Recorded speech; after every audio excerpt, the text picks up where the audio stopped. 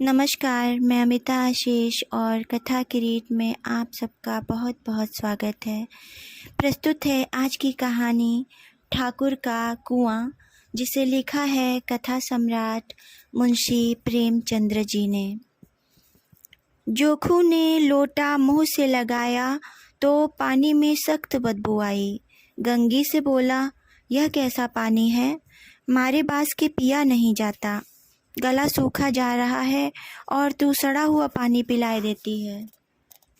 गंगी प्रतिदिन शाम को पानी भर लिया करती थी। कुआं दूर था, बार बार जाना मुश्किल था। कल वह पानी लाई तो उसमें बू बिल्कुल न थी। आज पानी में बदबू कैसे? लोटा नाक से लगाया तो सचमुच बदबू थी। जरूर कोई जानवर कुएं में गिरकर मर गया होगा, मगर दूसरा पानी आवे कहाँ से? ठाकुर के कुएं पर कौन चढ़ने देगा? दूर से लोग डांट बताएंगे। साहू का कुआं गांव के उस सिरे पर है, परंतु वहां भी कौन पानी भरने देगा? चौथा कुआं गांव में है नहीं। जोखू कई दिन से बीमार है। कुछ देर तक तो प्यास रोके चुप पड़ा रहा, फिर बोला, अब तो मारे प्यास के रहा नहीं जाता। ला थोड़ा पानी नाक बंद करके पी लूं। गंगी ने पानी न दिया। खराब पानी पीने से बीमारी बढ़ जाएगी, इतना जानती थी, परंतु यह न जानती थी कि पानी को उबाल देने से उसकी खराबी जाती रहती है। बोली, यह पानी कैसे पियोगे? न जाने कौन जानवर मरा है कुएं में, मैं दूसरा पानी लाए देती हूँ। जोखू ने आश्चर्य से उसकी ओर देखा। दूसरा पानी कहाँ से लाएगी? ठाकुर और साहू के 2 कुएं तो हैं, क्या एक लोटा पानी न भरने देंगे? हाथ पांव तुड़वाएगी और कुछ न होगा। बैठ चुपके से। ब्राह्मण देवता आशीर्वाद देंगे, ठाकुर लाठी मारेंगे, साहू जी 1 के 5 लेंगे। गरीबों का दर्द कौन समझता है? हम तो मर भी जाते हैं तो कोई द्वार पर झांकने नहीं आता। कंधा देना तो बड़ी बात है, ऐसे लोग कुएं से पानी भरने देंगे? इन शब्दों में कड़वा सत्य था। गंगी क्या जवाब देती, किंतु उसने वह बदबूदार पानी पीने को न दिया। रात के 9 बजे थे। थके मांदे मजदूर तो सो चुके थे। ठाकुर के दरवाजे पर 10-5 बेफिक्रे जमा थे। मैदानी मजदूरी का न तो अब जमाना रहा है न मौका। कानूनी बहादुरी की बातें हो रही थी। कितनी होशियारी से ठाकुर ने थानेदार को एक खास मुकदमे में रिश्वत दी और साफ निकल गए। कितनी अक्लमंदी से एक मार्के के मुकदमे की नकल ले आए। नाजिर और मोहतमिम कहते थे कि नकल नहीं मिल सकती। कोई 50 मांगता, कोई 100। यहाँ बेपैसे कौड़ी नकल उड़ा दी। काम करने का ढंग चाहिए। इसी समय गंगी कुएं से पानी लेने पहुंची। कुप्पी की धुंधली रोशनी कुएं पर आ रही थी। गंगी जगत की आड़ में बैठी मौके का इंतजार करने लगी। इस कुएं का पानी सारा गांव पीता है, किसी के लिए रोक नहीं, सिर्फ ये बदनसीब नहीं भर सकते। गंगी का विद्रोही दिल रिवाजी पाबंदियों और मजबूरियों पर चोटें करने लगा। हम क्यों नीच हैं और यह लोग क्यों ऊंच हैं?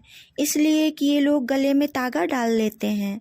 यहाँ जो जितने हैं एक से एक छटे हैं। चोरी ये करें, जाल फरेब ये करें, झूठे मुकदमे ये करें। अभी इस ठाकुर ने तो उस दिन बेचारे गडरिये की एक भेड़ चुरा ली थी और बाद में मारकर खा गया। इन्हीं पंडित जी के घर में तो 12 मास जुआ होता है। यही साहू जी तो घी में तेल मिलाकर बेचते हैं। काम करा लेते हैं, मजदूरी देते नानी मरती है। किस बात में है हमसे ऊंचे? हाँ, मुंह में हमसे ऊंचे हैं। हम गली गली चिल्लाते नहीं कि हम ऊंचे हैं, हम ऊंचे हैं। कभी गांव में आ जाती हूँ तो रस भरी आंखों से देखने लगते हैं, जैसे सबकी छाती पर सांप लौटने लगता है, परंतु घमंड यह कि हम ऊंचे हैं। कुएं पर किसी के आने की आहट हुई। गंगी की छाती धक धक करने लगी। कहीं कोई देख ले तो गजब हो जाए, एक लात भी तो नीचे न पड़े। उसने घड़ा और रस्सी उठा ली और झुककर चलती हुई एक वृक्ष के अंधेरे साए में जा खड़ी हुई। कब इन लोगों को दया आती है किसी पर। बेचारे महंगू को इतना मारा कि महीनों लहू थूकता रहा, इसलिए कि उसने बेगार न दी थी। उस पर ये लोग ऊंचे बनते हैं। कुएं पर दो स्त्रियां पानी भरने आई थीं। इनमें बातें हो रही थीं। खाना खाने चले और हुक्म हुआ कि ताज़ा पानी भर लाओ। घड़े के लिए पैसे नहीं हैं। हम लोगों को आराम से बैठे देखकर जैसे मर्दों को जलन होती है। हाँ, यह तो ना हुआ कि कलसिया उठाकर भर लाते। बस हुक्म चला दिया कि ताज़ा पानी लाओ, जैसे हम लौंडिया ही तो हैं। लौंडिया नहीं तो और क्या हो तुम? रोटी कपड़ा नहीं पाती? 10-5 रुपए छीन झपट ले लेती हो, और क्या? और लौंडिया कैसी होती हैं? मत लजाओ दीदी, छीन भर आराम करने को जी तरस कर रह जाता है। इतना काम किसी दूसरे के घर कर देती तो इससे कहीं आराम से रहती। ऊपर से वह एहसान मानता। यहाँ काम करते करते मर जाओ, पर किसी का मुंह ही नहीं सीधा होता। दोनों पानी भरकर चली गईं तो गंगी वृक्ष की छाया से निकली और कुएं के जगत के पास आई। बेफिक्रे चले गए थे। ठाकुर भी दरवाजा बंद कर आंगन में सोने जा रहे थे। गंगी ने क्षणिक सुख की सांस ली। किसी तरह मैदान तो साफ हुआ। अमृत चुरा लाने के लिए जो राजकुमार किसी जमाने में गया था, वह भी शायद इतनी सावधानी के साथ और समझबूझ कर न गया होगा। गंगी दबे पांव कुएं के जगत पर चढ़ी। विजय का ऐसा अनुभव उसे पहले कभी न हुआ था। उसने रस्सी का फंदा घड़े में डाला, दाएं बाएं चौकन्नी दृष्टि से देखा, जैसे कोई सिपाही रात को शत्रु के किले में सुराख कर रहा हो। अगर इस समय वह पकड़ ली गई तो फिर उसके लिए माफ़ी या रियायत की रत्ती भर उम्मीद नहीं। अंत में देवताओं को याद करके उसने कलेजा मजबूत किया और घड़ा कुएं में डाल दिया। घड़े ने पानी में गोता लगाया, बहुत ही आहिस्ता आहिस्ता। जरा भी आवाज़ न हुई। गंगी ने 2-4 हाथ जल्दी जल्दी मारे। घड़ा कुएं के मुंह तक आ पहुंचा। कोई बड़ा पहलवान भी इतनी तेजी से उसे न खींच सकता था। गंगी झुकी कि घड़े को पकड़कर जगत पर रखे कि एकाएक ठाकुर साहब का दरवाजा खुल गया। शेर का मुंह इससे अधिक भयानक न होगा। गंगी के हाथ से रस्सी छूट गई।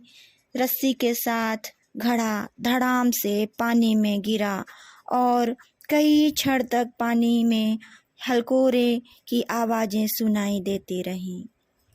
ठाकुर कौन है पुकारते हुए कुएं की तरफ आ रहे थे और गंगी जगत से कूदकर भागी जा रही थी। घर पहुंचकर उसने देखा कि जो खूह लोटा मुंह से लगाए वही मैला गंदा पानी पी रहा था।